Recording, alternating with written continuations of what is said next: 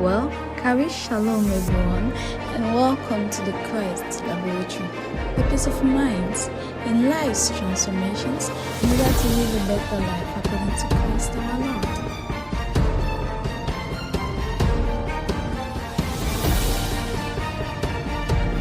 Shalom, grâce et paix à vous au nom de notre Seigneur Jésus. Bienvenue dans le laboratoire de Christ, le frère Raphaël à votre service. Nous sommes en train de parler de la foi. Et nous avons défini au préalable ce que c'est que la foi, qui est un instrument, un moyen par lequel Dieu passe pour que nous acceptions l'évangile, pour que nous soyons sauvés. Et j'ai également dit que l'évangile, c'est déjà reconnaître que Jésus existait en tant qu'homme, il est mort, il est enseveli, il est ressuscité, il est monté et assis à la droite de Dieu. Donc tout ce qui est dit, qui tourne autour de cela, c'est l'évangile. En dehors de cela, ce qu'on vous enseigne ou bien ce qu'on vous prêche qui est hors de cela n'est pas l'évangile. Même si on prend cela dans la Bible, ce n'est pas l'évangile. Et j'ai pris des passages dans 1 Corinthiens, le chapitre 15, du verset 3 au verset 5. J'ai pris également dans 1 Timothée, chapitre 3, oui, où vous verrez cela, l'apôtre Paul qui parle à Timothée, le verset 16 précisément. Ok, nous allons voir maintenant qui est l'auteur de la foi. Hébreux, chapitre 12, le verset 2.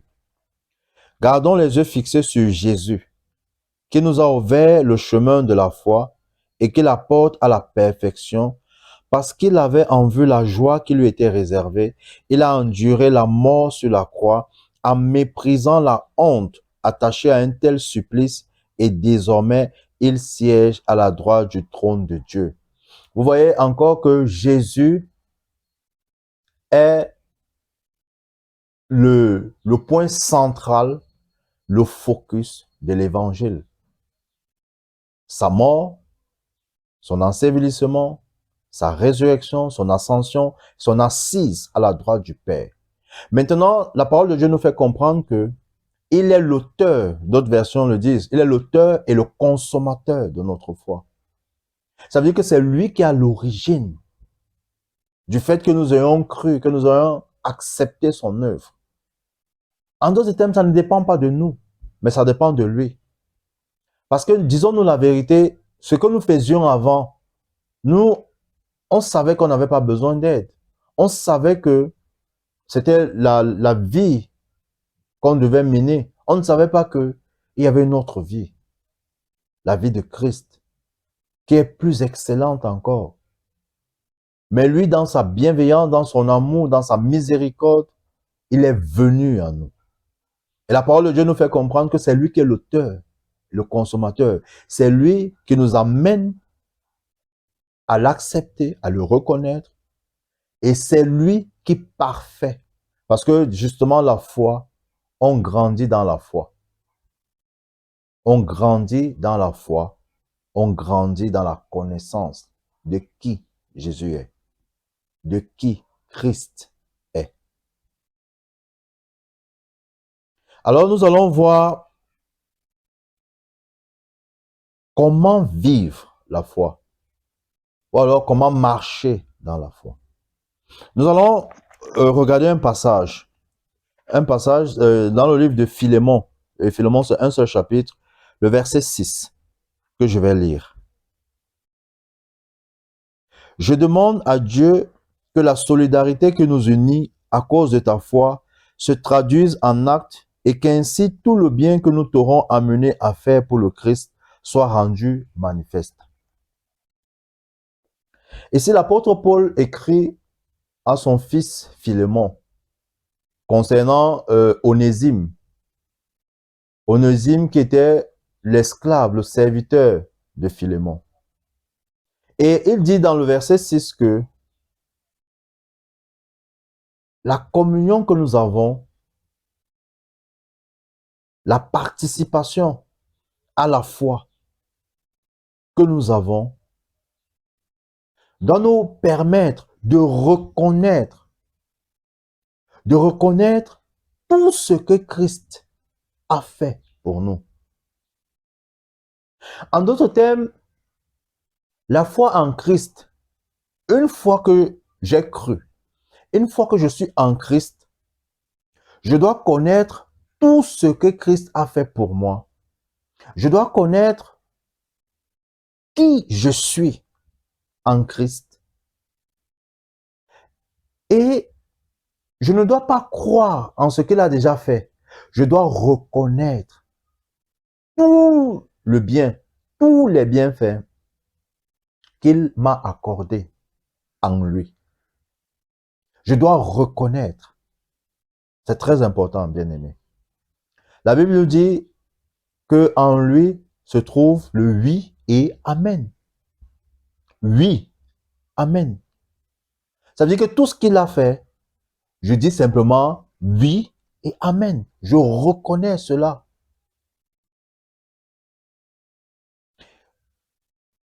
Et la première étape, c'est d'être convaincu, de reconnaître que, effectivement, Jésus nous a sauvés et qu'il vit en nous. Il nous a sauvés et il vit en nous. Nous avons la vie éternelle. La Bible déclare dans le livre de Jean, chapitre 1, le verset 12, « Mais à tous ceux qui l'ont reçu, à tous ceux qui croient en son nom, il leur a donné le pouvoir de devenir enfants de Dieu. » Quand je l'entends, je dis, oui, amen. Oui, amen. Dans 1 Jean, le chapitre 5, du verset 10 au verset 13, il parle du témoignage que nous avons. Et ce témoignage, c'est quoi? C'est que Dieu nous a donné la vie éternelle et cette vie éternelle est dans son Fils. Celui qui a le Fils a la vie. Celui qui n'a pas le Fils n'a pas la vie. Le verset 13, je vous ai écrit afin que vous sachiez que vous avez la vie éternelle, vous qui croyez au nom du Fils de Dieu. Quand je l'entends, je dis oui, amen.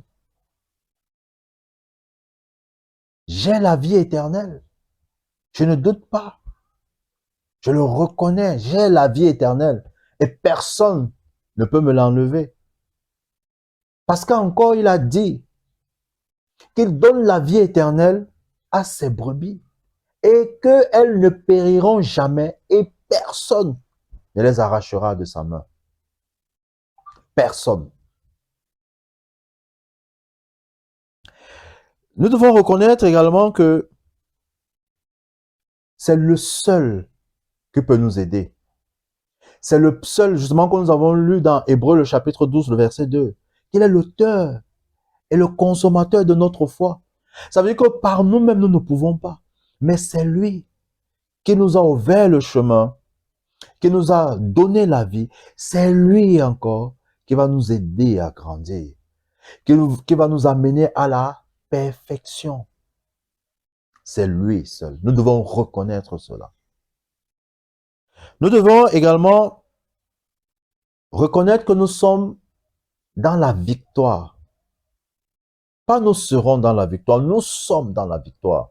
Nous vivons dans la victoire. Nous marchons dans la victoire. Nous avons la victoire.